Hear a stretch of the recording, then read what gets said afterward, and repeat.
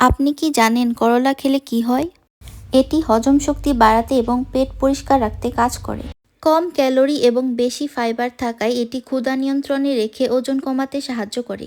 করলা রক্ত পরিষ্কার রাখে এবং ত্বককে ব্রণ ও দাগ-ছোপ মুক্ত রাখতে সাহায্য করে। প্রচুর পরিমাণে ভিটামিন সি ও অ্যান্টিঅক্সিডেন্ট থাকায় নিয়মিত করলা খেলে সর্দি, কাশি ও মৌসুমী জ্বর থেকে সুরক্ষা পাওয়া যায়।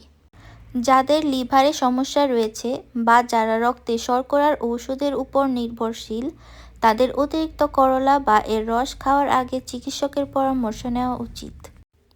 প্রতিদিন সকালে এই জুস পান করলে হজম প্রক্রিয়া উন্নত হয় এবং কোষ্ঠকাঠিন্যের সমস্যা দূর হয়। অতিরিক্ত করলার জুস পান করলে ডায়রিয়া বা পেটে ব্যথা হতে পারে।